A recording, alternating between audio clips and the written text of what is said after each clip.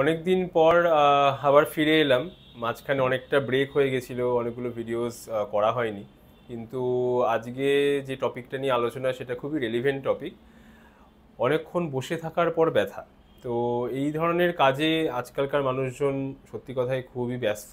সবসময় কাজের সময় 10 থেকে 12 ঘন্টা কাটান এবং অনেক ক্ষেত্রে ওয়ার্ক ফ্রম হোম হলেও বসে থাকতে হয়, টানা অনেকক্ষণ বসে থাকতে হয়। ইঞ্জিনিয়ার পপুলেশন হোক বা অন্য কোনো প্রফেশন হোক, অনেকক্ষণ দাঁড়িয়ে থাকতে হয়।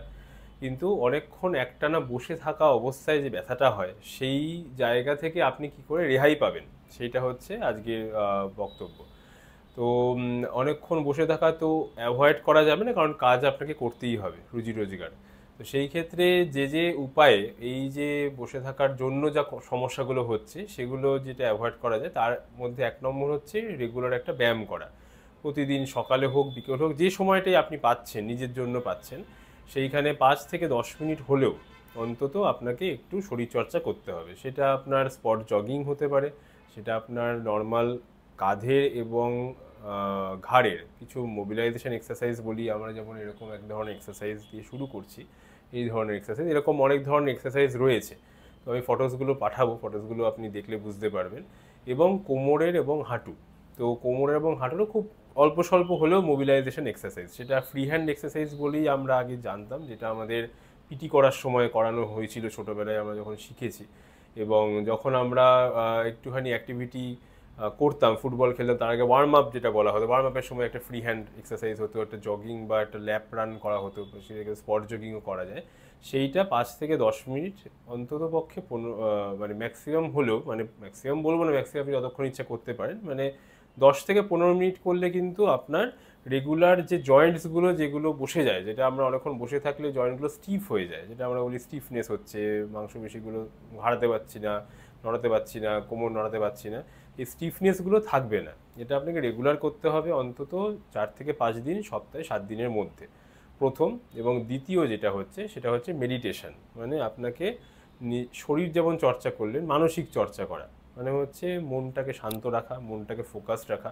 অনেক সময় কাজে স্ট্রেস হয়, স্ট্রেস থেকে পেন বাড়ে, কারণ ব্রেনের বিভিন্ন জায়গা রয়েছে যেখানে আপনার চিন্তা, ভাবনা, কষ্ট, এইগুলো কিন্তু আপনার ব্যথাটাকে বাড়িয়ে তুলতে পারে, ব্যথার জায়গাটাকে অনেক বেশি উত্তেজিত করে তোলে। ব্রেনের বিভিন্ন জায়গায় যেখান দিয়ে আমরা ব্যথাটাকে বুঝতে পারি। তো সেই ক্ষেত্রে কিন্তু মানসিক চর্চা করা দরকার, শারীরিক চর্চার মতোই। এবং সেটার একটা উপায় হচ্ছে মেডিটেশন, এবং সেটা অনেক ধরনের উপায় আছে। এক ধরনের হচ্ছে প্রাণায়াম যেটা বলা হয়, যেটা একটা নাক দিয়ে নিঃশ্বাস নিয়ে অন্য নাক দিয়ে ছাড়া, এবং অন্য নাক দিয়ে নিঃশ্বাস নিয়ে একটা নাক দিয়ে ছাড়লেন। এটা একটা ব্রিদিং এক্সারসাইজ বলা হয়, কিন্তু এটারই একটা ইনোভেটিভ ফর্ম যেটাকে বলে মাইন্ডফুলনেস মেডিটেশন, কারণ এটা আপনার ব্রিদিং এক্সারসাইজ হচ্ছে, আপনি লাংসটাকে আপনার ক্যাপাসিটি বাড়াচ্ছেন, এই জিনিসটা হচ্ছে। কিন্তু মাইন্ডফুলনেস মেডিটেশনে হচ্ছে আপনার ব্রিদিংয়ের সাথে মনের কানেকশন, মানে আপনি মেন্টালি কানেক্ট করছেন নিজেকে নিজের ব্রিদিংয়ের সাথে। তার মানে কি, আপনি তো সবসময়, এটার ফিলোসফিটা এটাই যে আপনি যে সবসময় শ্বাস প্রশ্বাস নিচ্ছেন, কিন্তু আমরা কনসিয়াসলি কতটা নিচ্ছি, মানে আমরা শ্বাস প্রশ্বাস নিচ্ছি ভেবে কতটা আমরা শ্বাস প্রশ্বাসে নিচ্ছি, সেইটা হচ্ছে এই এক্সারসাইজের একটা দ্রষ্টব্য বলা যায়। তো মাইন্ডফুলনেস মেডিটেশন উইথ ব্রিদিং, আপনি ধরুন 1 থেকে 100 অব্দি কাউন্ট করলেন, বা 1 থেকে 10 বার কাউন্ট করলেন, প্লাস আপনার ডিপ ব্রিদিং করলেন, এবং ডিপ ব্রিদিং করার পর আস্তে আস্তে ছাড়লেন।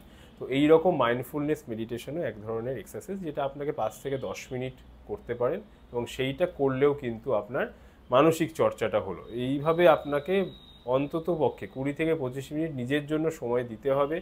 এরপরে আপনি 10 থেকে 12 ঘন্টা কাজ করছেন, যাই করছেন, বসে থাকা হোক দাঁড়িয়ে থাকা হোক, তাতে কিন্তু আপনার শারীরিক এবং মানসিক অবক্ষয়, মানে শারীরিক মানসিক অবক্ষয় বলতে শরীরটা বসে যাচ্ছে, জয়েন্ট স্টিফ হয়ে যাচ্ছে, মন স্ট্রেস, চিন্তা ভাবনা, ঘুম হচ্ছে না, এই জিনিসগুলো কিন্তু দেখবেন অনেকটা কম হচ্ছে। তো এই ভিডিও থেকে দুটো ইম্পর্টেন্ট জিনিস: 1 নম্বর হচ্ছে অনেকক্ষণ বসে থাকা বা দাঁড়ানো কাজ, মানে অনেকক্ষণ 10 থেকে 12 ঘন্টার কাজ চলছে, এবং সেইটাখানে আপনাকে রুজি রোজগার বাড়িয়ে এসে বা ওই কাজ শুরু করার আগে এবং পরে আপনার যাতে কষ্টটা কম হয়। বাড়িতে এসে তো মানুষ তো শান্তিতে ঘুমোতে চায়, একটু চিন্তামুক্ত থাকতে চায়, শরীরটা ঝরঝরে রাখতে চায়। সেইখানে কিন্তু অবশ্যই এই 20 থেকে 25 মিনিট সময় যদি ভাগ ভাগ করে আপনি দেন শারীরিক এবং মানসিক চর্চার জন্য, তাহলে কিন্তু অবশ্যই ভালো ফল পাবে। এটা নিয়ে কোনো ধরনের আপনার জিজ্ঞাসা থাকলে অবশ্যই কমেন্ট বক্সে জানাবেন।